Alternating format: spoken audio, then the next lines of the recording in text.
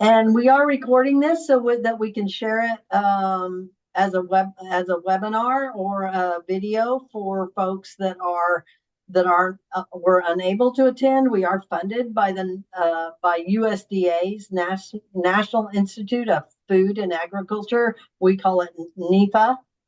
Next slide.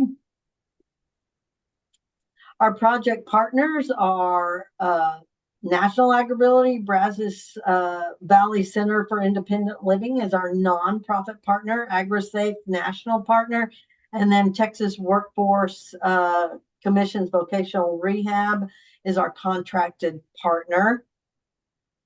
Next slide.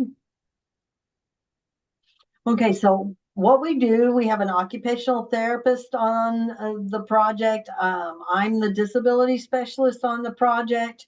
Mackenzie is our project coordinator and project manager.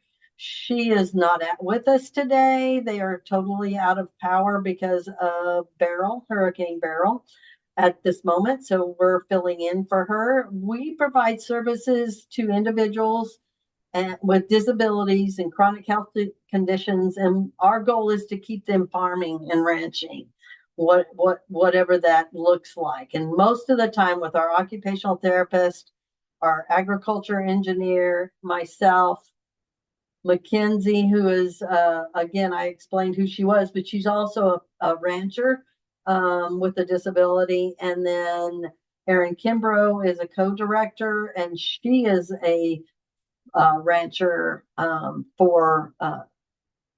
with cattle.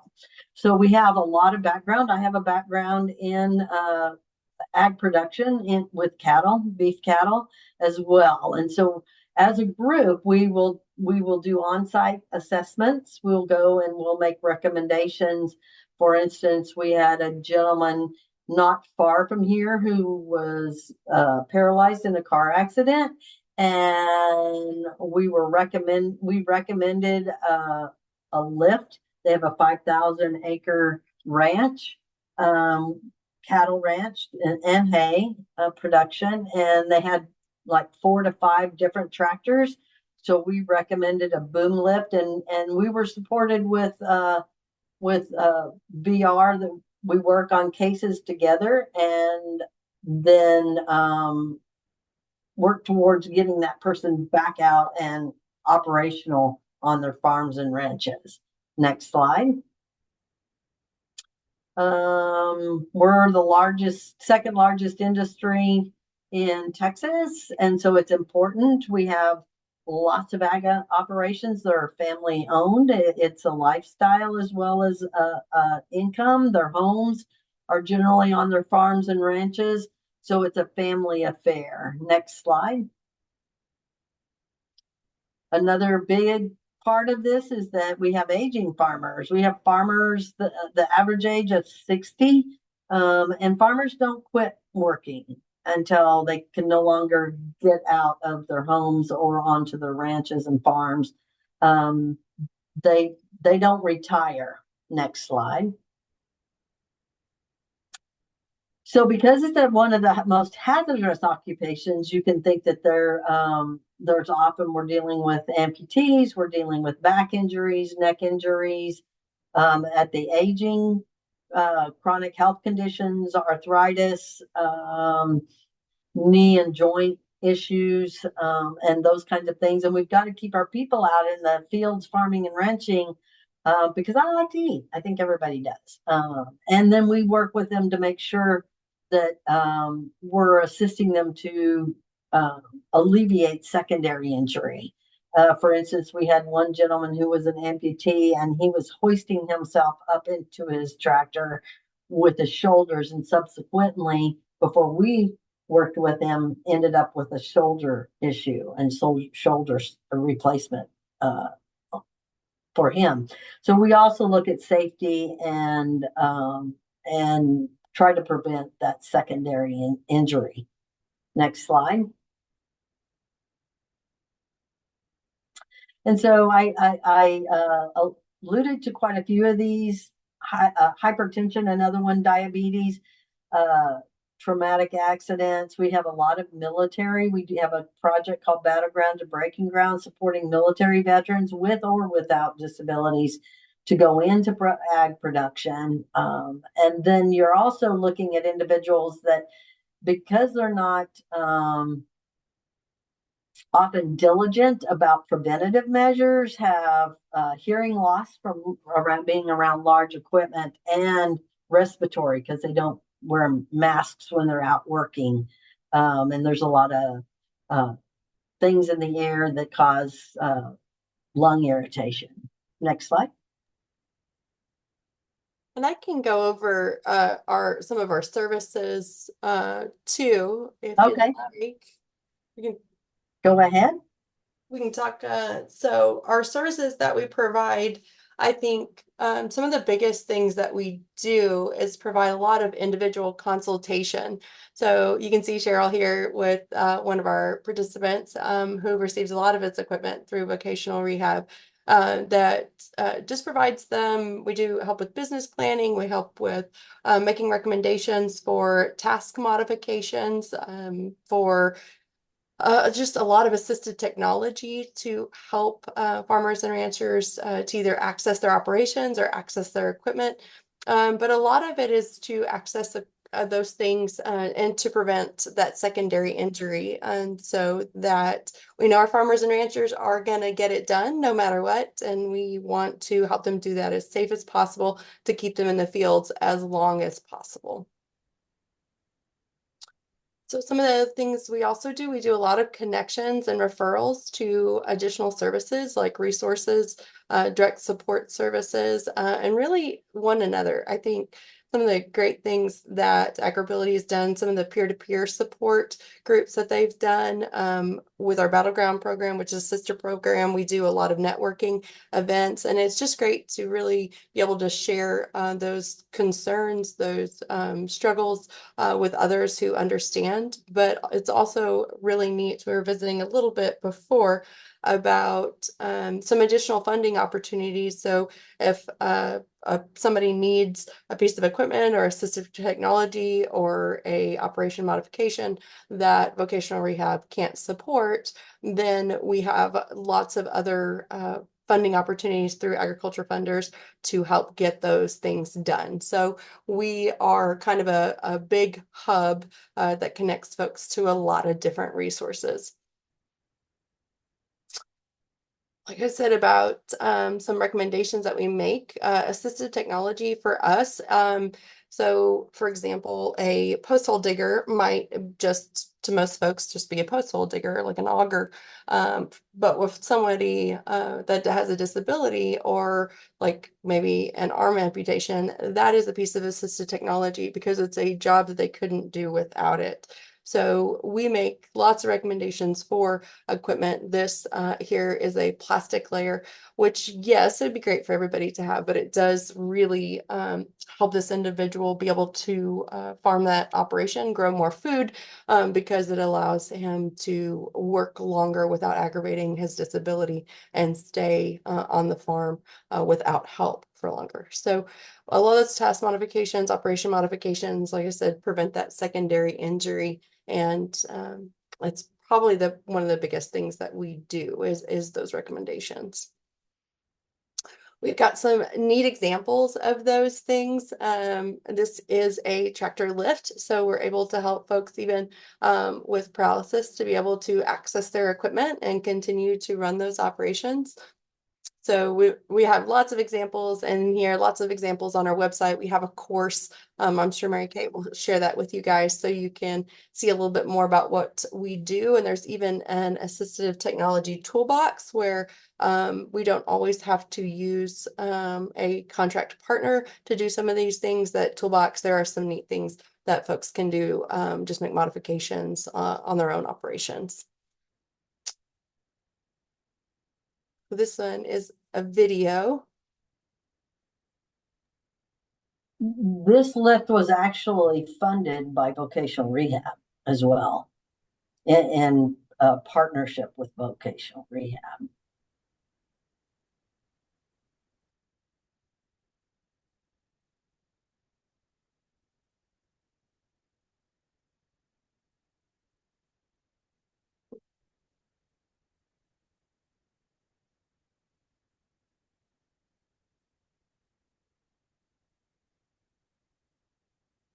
And you can see the lift raises him up. It'll raise him all the way up, and it articulates so that he can transfer directly into the cab of this tractor.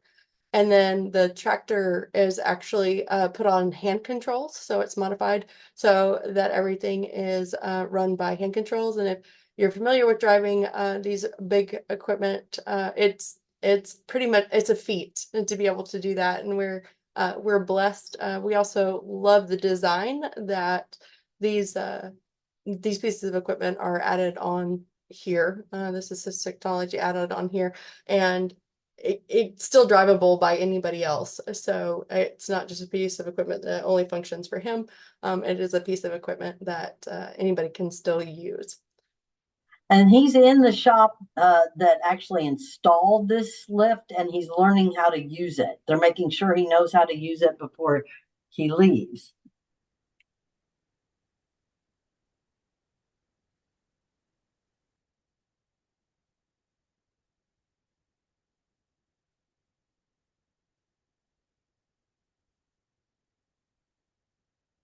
So Aaron, we've got about 2 more minutes, and then we okay. need to turn it over to our speakers.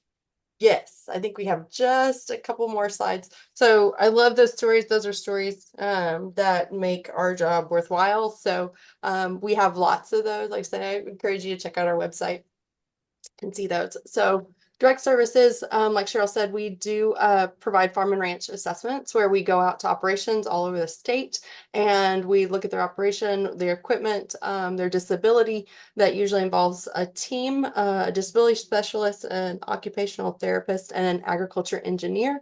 And we look at the operation, see what the barriers are, and make a plan to overcome them. So it's a very neat thing I think that we do with the usually with the assistants of vocational rehab to do those big assessments. And we do that business planning assessment, our end assistant. So for a lot of our folks with traumatic brain injury, our PTSD, that one-on-one business planning assistance is very helpful. A lot of our operations that even have been in business for a long time don't actually have a plan. So we help do that. And then the agribusiness assessment. We do help operations, not just farms and ranches. We do help anything really that's in associated with agriculture. So dump trucks, feed stores, real estate, farm and ranch realty, you name it, we've probably done it. So and that leads us to our next presenter. So we do have a long-standing relationship with our Texas Workforce Commission Vocational Rehab. They are such a blessing to us and to our consumers, and we are so excited to have them join us today. I'll let Cheryl introduce everybody, and then I'm going to stop sharing and let you guys share yours and take it from here. Okay, well, thank you again. Does anybody have any quick questions before we move on to our speakers?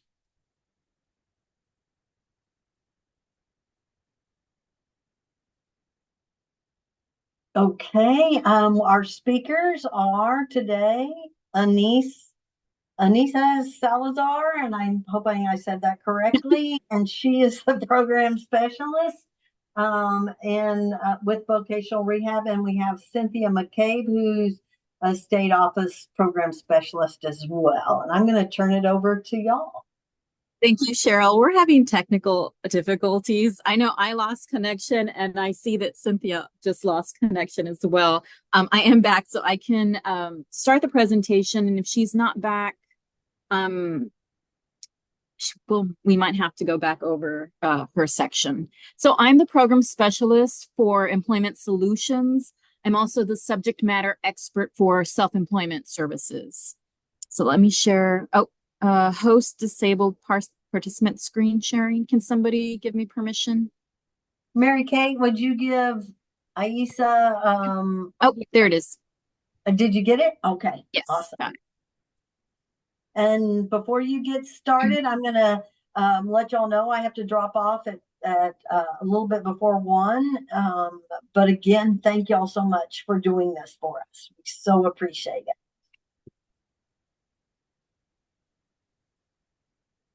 Okay. Can everyone see my screen? Yes, ma'am. Okay. So vocational rehabilitation services, Texas Workforce Solutions. There are 28 local workforce development boards of Voc Rehab Services and service providing partners. So Texas Workforce Solutions, Voc Rehab, we're formerly known as DARS, Department of Assistive Rehab Services. We support people with disabilities to prepare for, obtain, maintain, and advance in meaningful employment by providing a range of services based on an individual's employment goal.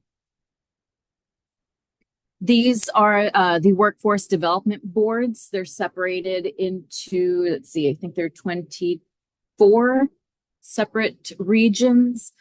We added the websites in case anybody would like to go and visit those websites and see what they entail, what parts of the state they're in. So I can give you all a chance to save those or write them out. We can also share those after this presentation. So did you know that 19.6 million working age people are in the United States and have a disability? These are ages 21 to 64. 1.6 million working age Texans have one or more disabilities. 59% of accommodations cost nothing, while most others have a one-time cost of about $500 or less. 83% of hiring managers and executives reported that employees with disabilities stay in jobs longer and are rated by their supervisors as equally or more productive. So here's a little overview of our VR services for adult services, youth and student services, and business services. There are eligibility requirements. We'll talk about disabilities served, the assistive technology and rehab technology. That's more of Cynthia's expertise, so I will let her discuss that. And then we have information on how to apply for services. And then finally, the self-employment services overview, which is my subject matter area. So adult services, eligibility and needs-based employment services, prepare for transition to employment, obtain employment, maintain employment, and advance in employment. Older individuals who are blind, ages 55 and up, facing vision loss and independent living services. And an example of services that TWC includes are career counseling and guidance, job search assistance, disability-related skills training, assistive and rehab technology, academic and vocational training, support services and referrals, and transportation assistance. This is not an inclusive list of services we offer, but a list of more widely used services. Youth and student services, eligibility and needs-based services for students and youth to prepare for and transition into post-secondary education and employment opportunities. And with that will include the job exploration counseling, work-based learning experiences, workplace readiness training, instruction in self-advocacy, and programs such as SEAL, CREATS, Project Search type programs. For business services, to raise awareness about key disability issues in the workplace, assist in identifying qualified job seekers, access workplace ADA compliance standards, access recruitment and application processes to remove barriers for individuals with disabilities, and provide training and accommodation assistance. Assistive technology support services, dual customers, VRS, Texas Workforce VR, working with customers, persons with disabilities, and the business for which they work. Businesses are our customers as well. So here's the VR process and how to apply. So interested applicants can call the TWS VRS Rapid Engagement Team. There's the call center. It's statewide. It's 512-936-6400. You can speak to a counselor. You can find your local VR office at the website listed, www.twc.texas.gov/VR near me, NEARME. You can also email the vr.office.locator@twc.texas.gov. And then we also have the QR code that if you have your phone, you can open up your camera point it at that little QR code and you should get a little link to pop up where it'll take you directly there. So the rapid engagement team will relay the potential customer's information to the local office for initial contact if you do call that 512 number.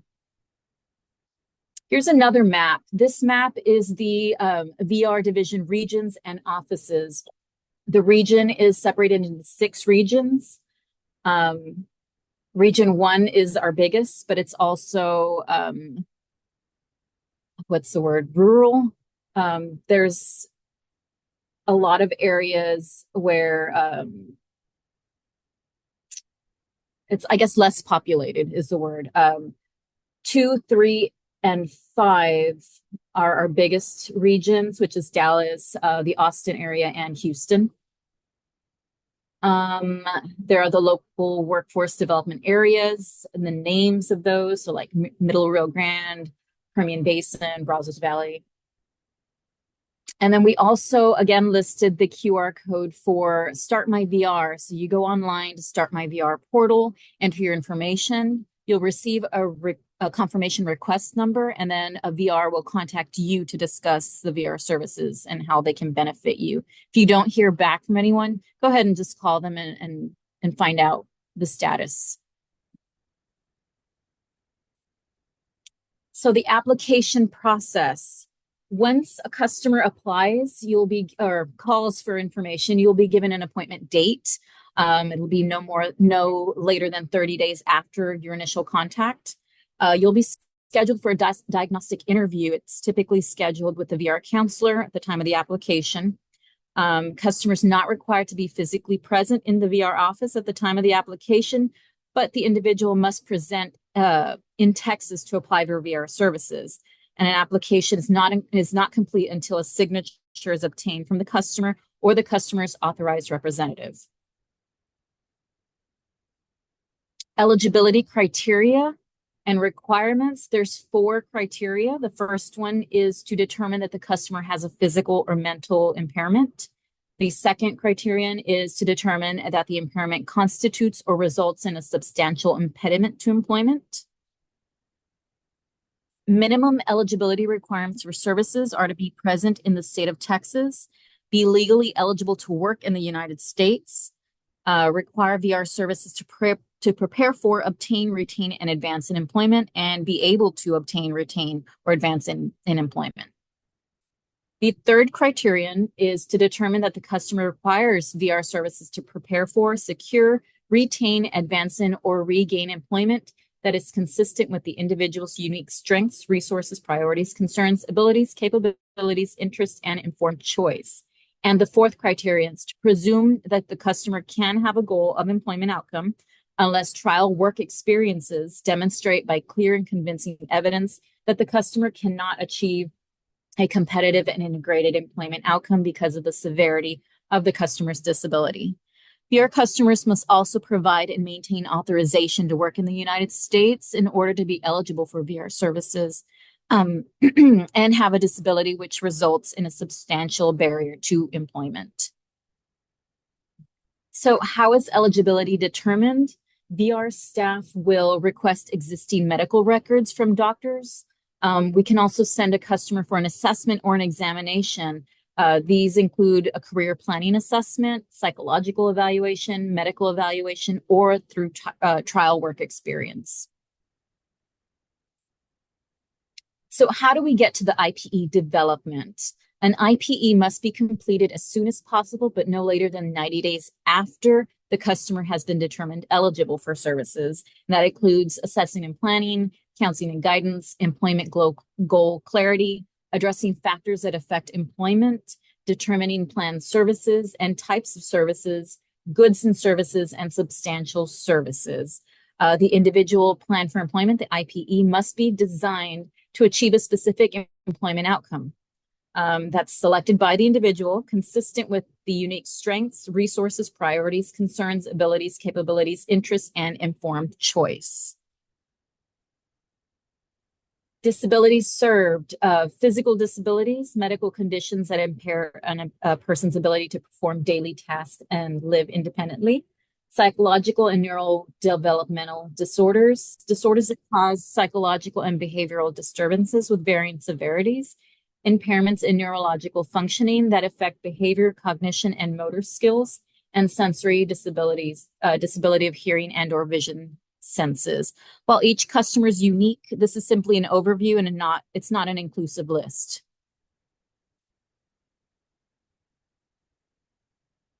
I can't see the attendees. Is Cindy in? No, she is not. Okay. So the assistive and rehab technology. Oh, she's trying to reach me. Oh, her internet is down. Okay, I can continue.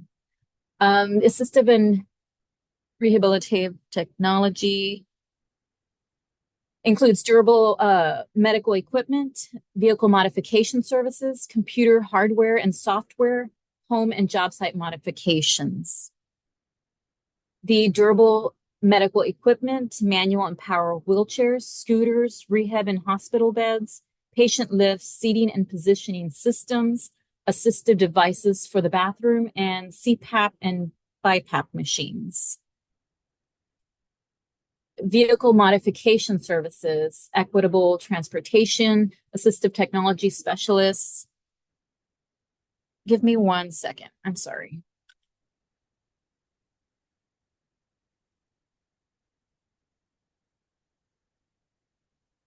Driver evaluation and training, adaptive equipment, hand controls, steering devices. It's kind of what we just saw in that little video from before. Electronic gas and brake systems, reduced effort steering, lowered floor conversions with automatic door openers and ramps, bioptics, and post-modification training.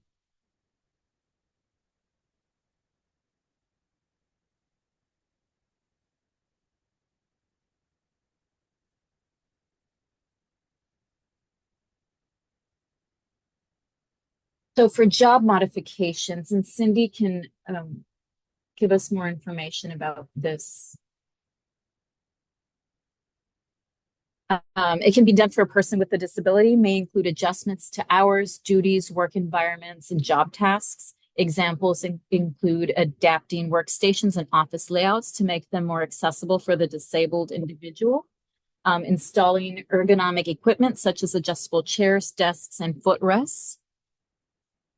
Offering flexible hours or long-term leave, allowing the individual to work from home or take regular breaks during the day, adjusting tasks and workloads to accommodate the individual's disability, and utilizing assistive technology such as voice recognition software and dictation apps.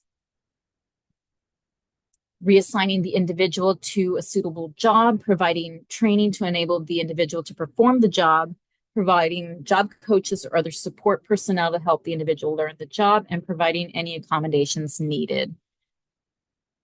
So I ran through that pretty fast. I'm not the expert in that area, but if you have any questions, you can email the PSART team at psart@twc.texas.gov. I'll give you a couple of seconds to write that down. And those questions will go to Cindy and Michelle. I know Cindy's having technical difficulties trying to connect, trying to get a hold of me.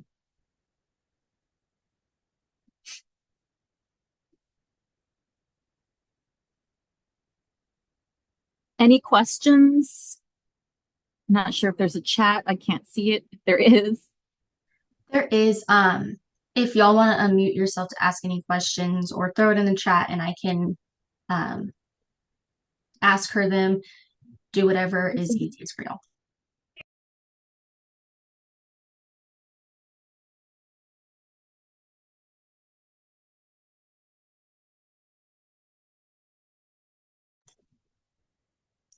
Also, just a reminder, this is being recorded, so it's going to be up on our YouTube channel, Texas AgrAbility, and we will be sending out a recap email just with all of the links and as well as a survey if you wouldn't mind filling that out, that is mainly just to help us learn how to better serve our communities and y'all.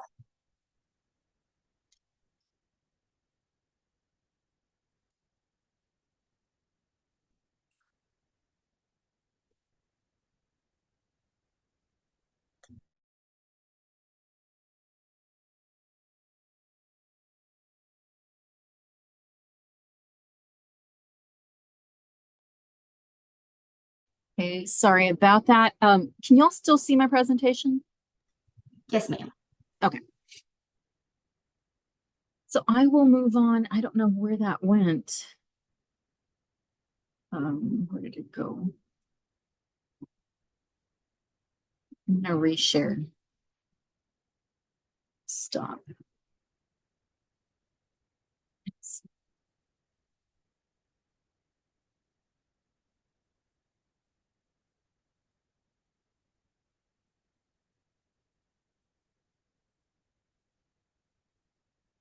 Okay, self-employment services. So I am the subject matter expert for self-employment services. I'm the state office program specialist for employment strategies. So what is self-employment? It means the customer solely owns, manages, and operates the business and is not considered an employee of another individual, business, or organization. It exists when the service or product is actively marketed to potential customers. It does include home-based businesses and telecommuting businesses, and includes sole proprietorships and limited liability companies, LLCs, which must be single member LLCs. Additionally, VR does not support hobbies that periodically produce income. An example of this is perhaps working for 1 month and then being off for 3 months, working another month. Another example is maybe like seasonal hobbies, maybe during the holidays and then a long period of time that are off.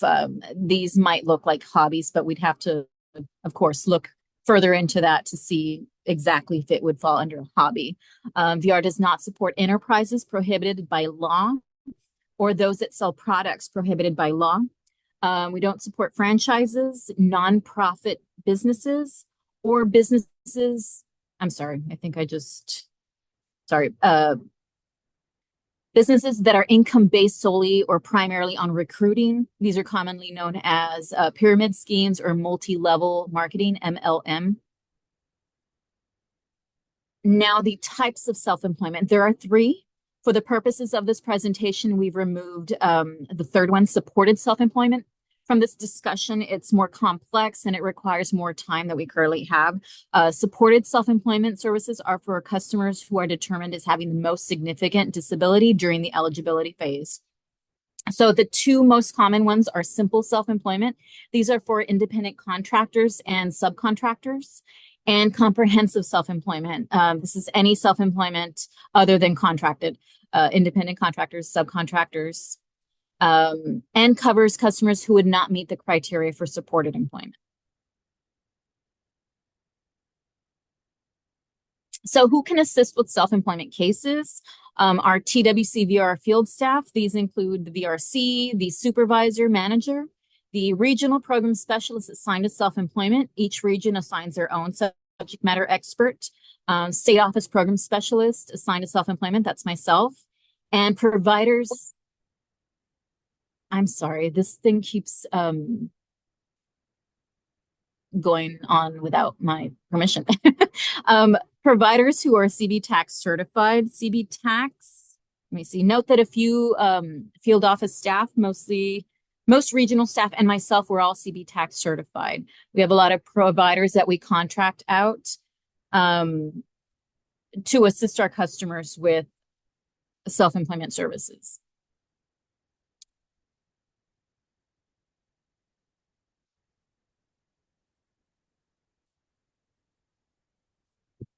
Forgot to delete that. Sorry. So CB Tax, again, are certified business technical assistant consultants.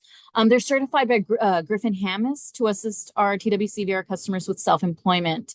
They undergo an intensive, comprehensive 12-week online training course that covers critical aspects of business research design, including business concept development, research, marketing, sales operations, financials, funding, financing, Social Security benefits and analysis, business plan development, and public benefit analysis.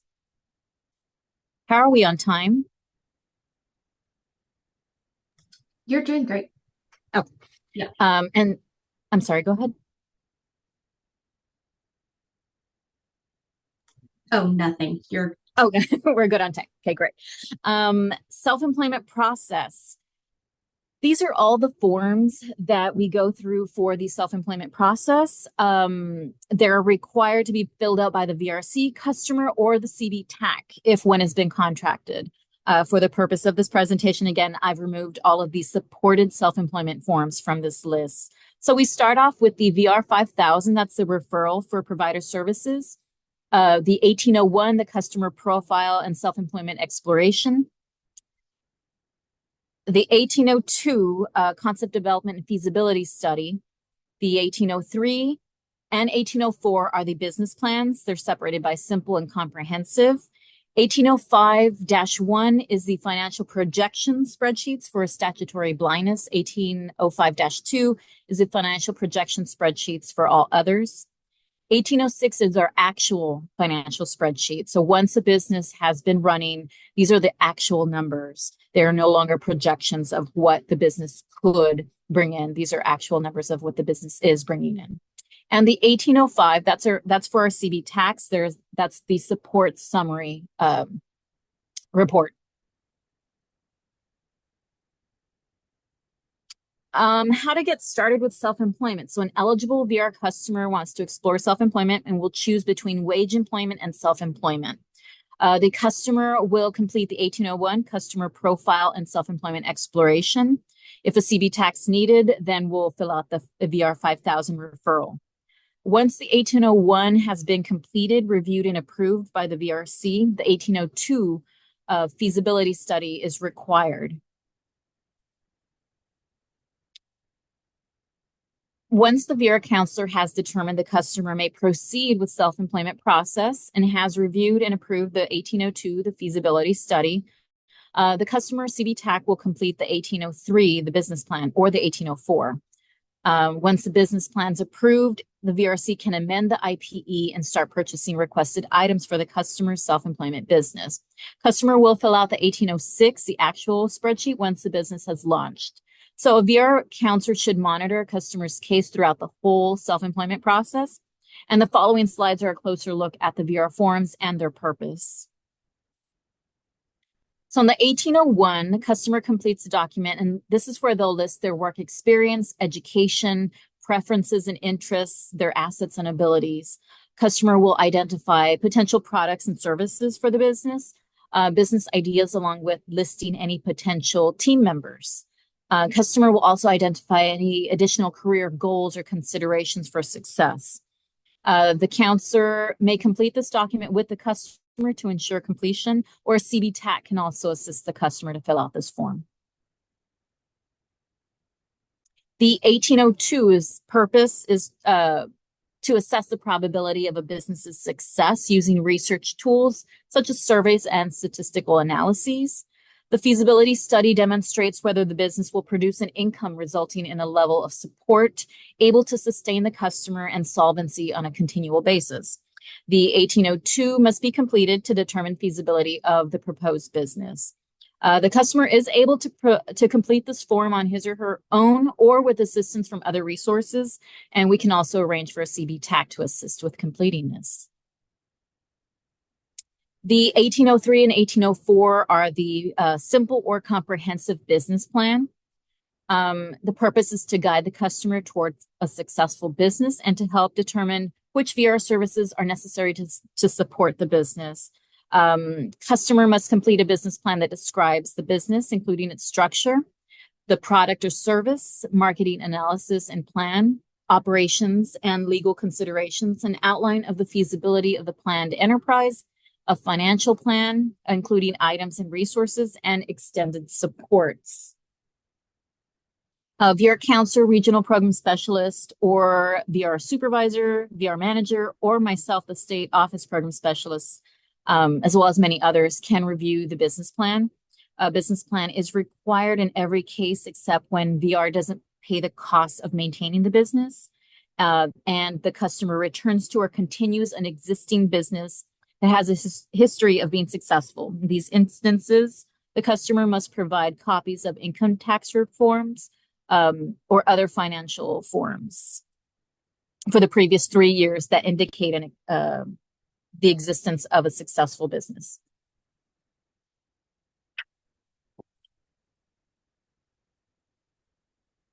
So considerations. VR counselor evaluates a customer's suitability for self-employment services when the customer makes an informed choice to explore self-employment. The conditions of employment indicate that self-employment can be a suitable choice for the customer.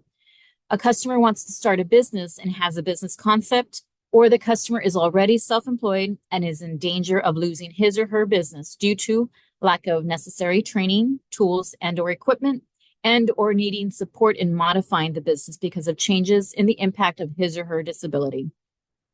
So a customer does not meet the criteria for self-employment if the customer is requesting financial support for tools. Sorry about that. Pause that.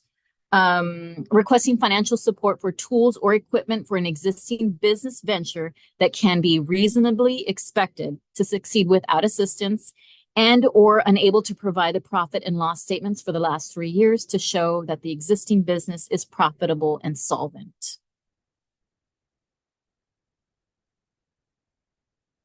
A customer's IPE goal must match a customer's position held in the business plan. So the customer's self-employment business must be in a work environment that is integrated, competitive, full-time, or the most hours a customer can work, and permanent, not temporary or seasonal. In the case of an individual who is self-employed, the business must produce an income that is comparable to the income received by other individuals without disabilities who are self-employed in similar occupations or on similar tasks and who have similar training, experience, and skills. There will be more than one IPE developed for most customers pursuing self-employment. So what can I purchase under goods and services? Included is advertising, business plan evaluation, business planning assistance, initial inventory and supplies, legal fees, maintenance, rent or lease payments, tools and equipment, and utilities. But for a closer look at what we can and cannot purchase, please see the VRSM C-1102-11 for detailed information. Remember that each case is individualized. There are no two cases that'll be alike or identical, even with the same disability, even with the same job goal. Sorry about that. Always contact your VRC for any questions or concerns and identify the most common employment goal for self-employment. So any questions on self-employment, you can email myself or the vr.standards@twc.texas.gov. And then I have our contact information. I know Cynthia wasn't able to sign on. She had connection issues. I had that too right before starting. But here's our information. Cynthia is the State Office Program Specialist for Assistive Technology, and I'm the subject matter expert for self-employment.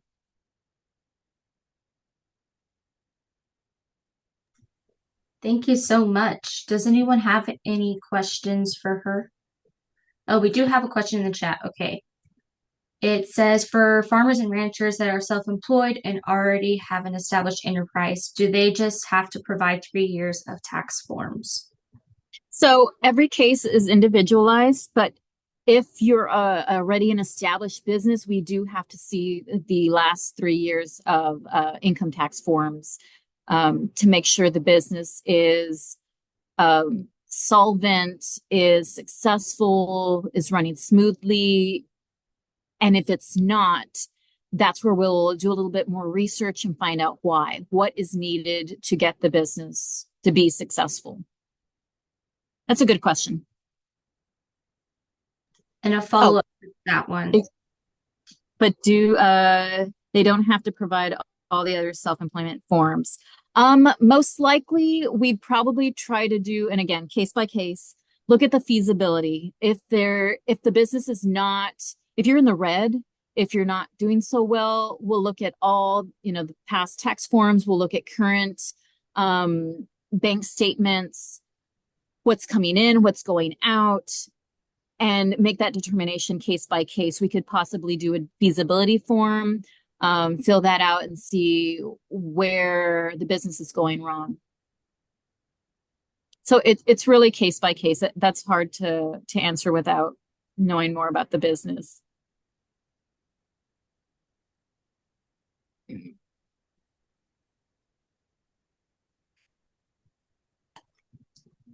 And you can still see the contact info, right? Yes. Okay. I cleared one of my screens to see the questions. And now I don't know where I'm sharing. Does anyone else have any questions for her?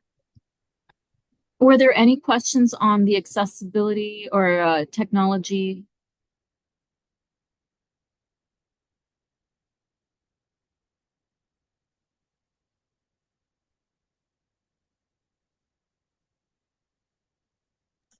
Alrighty, if there are no other questions, we'll both stay on for a little bit if that's okay with you, in case anyone has any last minute questions.